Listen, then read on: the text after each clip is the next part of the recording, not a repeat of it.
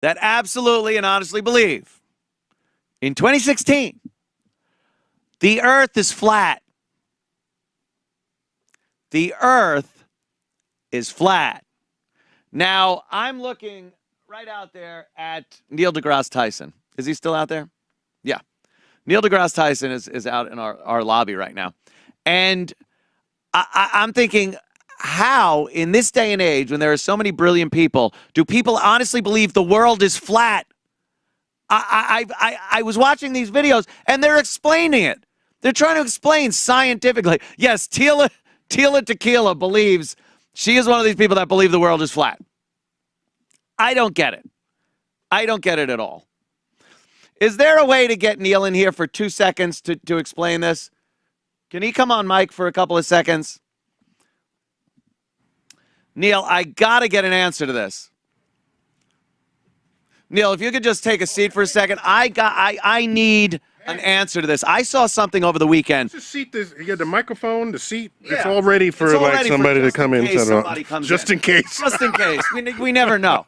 All right. Well, I was watching some videos over the weekend that were preposterous. Yeah. There are so many conspiracy theories and whatnot around that you can't even keep track of them. This one blew my mind. The Earth is flat. Have you heard the flat earther people that believe the Earth is flat? this is a deep failure of our educational system. Thank you. I've stopped chasing after people with those belief systems because I don't see the point. There's something deeper going on in our society that somehow enables people to believe they're making cogent arguments when they're not. They're not. And so, you know why? I think it is. The way we teach science is you're just some empty vessel and we pour the science into you and then you regurgitate it on an exam. Right. Whereas science is a way of thinking. It's a way of understanding and probing the operations of nature. You get enough pieces to then add your own curiosity and innovative, and that's how you proceed. That's how you proceed. But you need to know what. So I to the point where I wrote an op-ed a few weeks ago, maybe a couple of months ago, titled "What Science Is and How and Why It Works." It's on my Facebook page. Just put that title in Google, you'll find it. And I tried to show people that science is a way of understanding. Right. And you can't just pull stuff out of your ass and claim that it's science. That it's science. Because you throw some science words behind it. Well, Neil, let me briefly explain what this is all about. They think that the Earth is flat. Now, it looks like you ever see a flat globed map from the North Pole? It's Flattens out, yeah.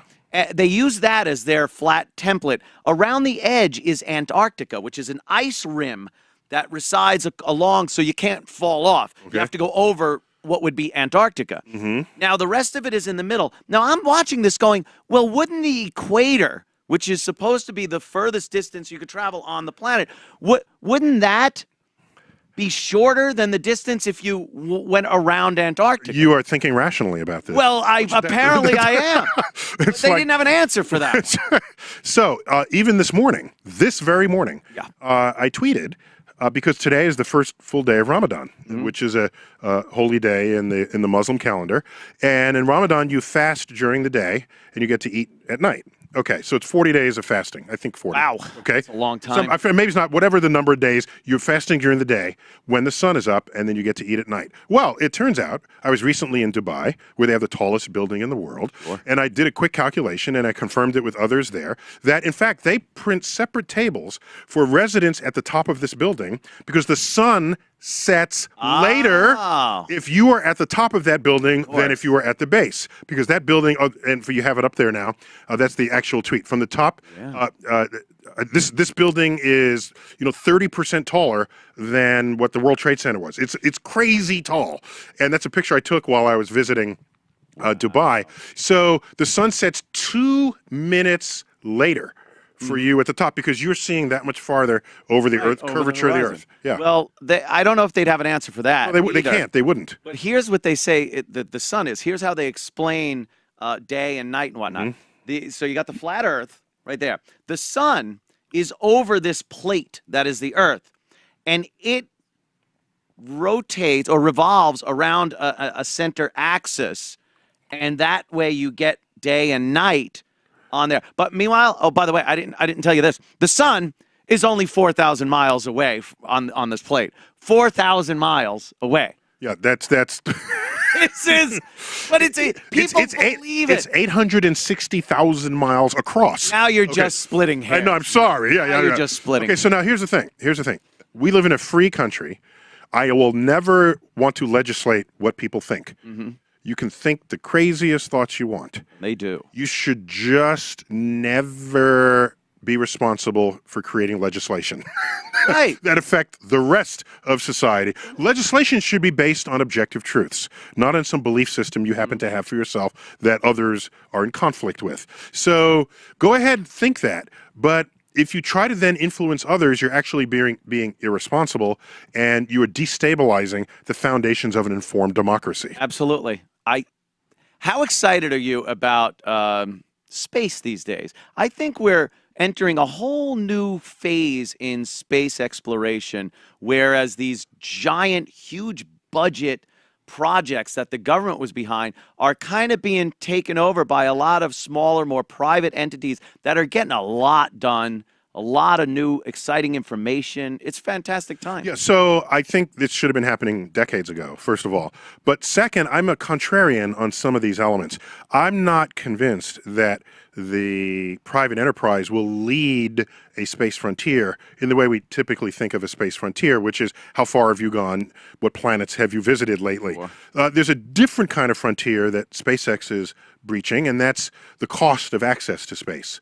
They're trying to bring those costs down, which we know that's been the most prohibitive forces against the advances of space in the recent decades. So which is why you needed huge government budgets to do it in the first place. If you can do it on the cheap and effectively and safely, then so much of what we're doing in space could just be offloaded to private enterprise, have them make a buck, they'll do it efficiently and the like. But if you're going to do something that's never been done before, generally there's no business model for that.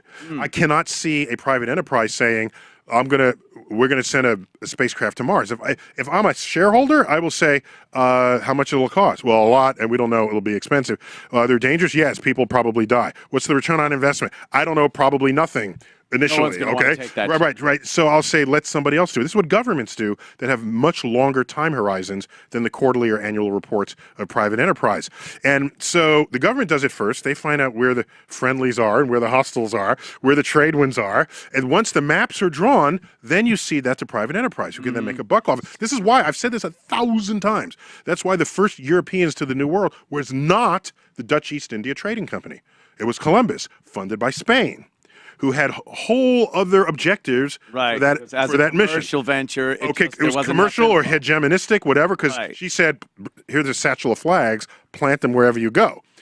Claim the land in the name of Spain. So there are other motivations for that drove that era of discovery. So then private enterprise comes in. So yes, you need the private enterprise if you're going to turn a space program into a space industry. Right. You'll need that. But the big money government, if you're going to do something as a leader, first, you kind of need that. I see it as, especially the Apollo program and before that Gemini and Mercury. I see that showing as off now. Yes, of course. I see that though as national pride and international competition against obviously the Russians at the time. Now, how important is that in these days? I don't see that type of, we need to do this because we're a nation and we want to show the world how amazing we are. It's a perceptive question. And at the time, it wasn't so much pride, although that was part of it. We were at war. Simply. Yeah. We were at war. And when Sputnik was launched, Sputnik wasn't just some spacecraft. It was a hollowed out intercontinental ballistic missile shell where they put a radio transmitter and it flew over our heads outside of our airspace, because it was in our space, if you will. Right. And if you do that, if you can send a radio transmitter in an intercontinental ballistic missile head, you can send a nuclear warhead. And so this is why we freaked out. And NASA was formed a year later, and thus began the space race. So it wasn't just pride. There was a perception that it was in the interest of national security. So, and this is why we go to the moon. Now we find out Russia's not going to the moon after we arrive there and we beat them there and we're done. Yeah. That's why we were not on Mars by 1985, as everyone thought we were. Right. People thought we'd be on Mars. Moon 1969, Mars by 1980, which would only be 11 years later. Why weren't we on Mars? People who thought we'd be on Mars thought we went to the moon because we're explorers and we're discoverers and we're Americans. No, because we were scared shitless. You're That's right. why. And then once we didn't have the reason to be scared because Russia was not gaining space as the high ground, all that money dried up. That's why the last Apollo mission was 17. We didn't even send 18, even though we built the rockets to do so. We said, we're done here. On to the next problem. So don't confuse yourself. Don't delude yourself into thinking we went to the moon because it's in our DNA. That's all delusional cleansing of your memory of the past. So today, we're not at war. Not in that kind of war. In that sense, right. And so, no, war will not be the driver. If we go to the Mars, I think my read of history tells me it'll have to be because we are at war with someone else who wants to go to Mars. Or, and I joke about this, all China has to do is leak a memo saying they want to put military bases on Mars. Doesn't have to be true. Leak it, right? We'd be on Mars in 10 months. Oh, my God. 1 month to design, build, fund the spacecraft, 9 months to get there. We have colonies, cities. Okay. So... Or there's got to be some economic motivation. Is there oil on Mars or diamond mines on Mars?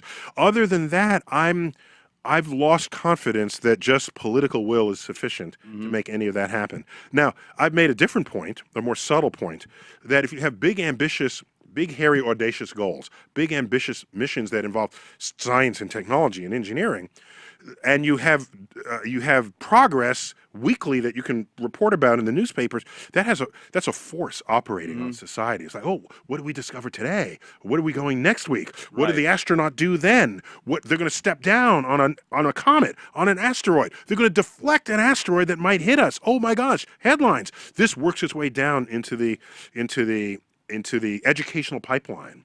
And all of a sudden, people want to become scientists. They want to become engineers. You don't have to have special programs to get people interested in it because it is in the culture. It is in the air. It is in everyone becomes and even if you don't want to be a scientist, you'll do things that are affected by what that frontier is. Let's say you want to be an attorney. What you're going to say, I want to write the new laws that'll affect mining asteroids. Who owns an asteroid when you arrive there? It opens up a lot. All of a sudden, the community becomes a participant on the exploratory frontier. We turn a sleepy country into an innovation nation. We do love and in that way, exploration as humans. It's innate. We do, but somebody's got to write the check. And so what I'm saying is, if this becomes the new culture, then the secondary effect is that everyone is engaged in some way in the STEM fields, and it is the STEM fields that are the engines of tomorrow's economy. The 21st century economy will grow on the back of innovations in science, technology, engineering, and math, and rather than forcing programs on people to get them interested in science, do something interesting in science. And then the interest follows like day follows night. I just heard today that they're opening up the moon to private enterprise. Yeah, so here's the thing. So we've already been to the moon. Right. So now private enterprise goes to the moon. We already know what it costs, and you can do better on that. Right. We know what it's made of. Kind of an outline. We know it's not made of cheese. So there's an outline. So fine, go for it. Yeah. Send Which private is enterprise. Amazing to me that when you look back at the Apollo program and how just out of reach to anybody but the United States government that was, and how exciting it must be to people like SpaceX and other fledgling space companies to have that goal and go, wow, can we do this? Can we put something on the moon? So they're tasked with can they go to the moon for a fraction of what it costs the country to go to the moon? And no doubt they will succeed at that. It's a matter of when and can they make a good business model for it. Otherwise, it's a one-off. You can do a one-off to Mars. A private company could do that if you're really wealthy and you don't have to worry about to get shareholders. A plaque with your name on it. To land there. You don't have to worry about shareholders, right? And you can do it. Oh my God, fantastic, Neil. Thanks. So much. It's out. Okay. You know what? I like being able to just say, hey, let's bring Neil deGrasse Tyson in to talk about flat Earth. Yeah, let's do that. Unbelievable. What's your Twitter? I saw you put it up on the screen. It was good. Okay, there it is. At Neil Tyson. It's very simple. There it is. Very interesting. I follow you on there. I love your stuff. Very simple. Great time. Trying to keep the universe going. Let's all do that. Somebody's got to do it. Thank you, All right, Neil. Andy, take care. Thanks, man. It's fantastic. That's Neil deGrasse Tyson. I couldn't make a drawing quick enough. Sorry. What's up? I couldn't make a drawing quick enough. I saw. Yeah, you were trying to draw it. It just. So that's what I like about this show. I see some over the weekend. I'm just talking about it. It's like, I think this might be bullshit. Who's out there? Oh, Neil deGrasse Tyson's out there. Let's bring him in, and he'll talk about how fucking much horseshit that is. Yeah, you Flat just Earth. missed Mos Def and Elvis Costello. They were here too. And Oh, they just see, walked I out. should. Oh man,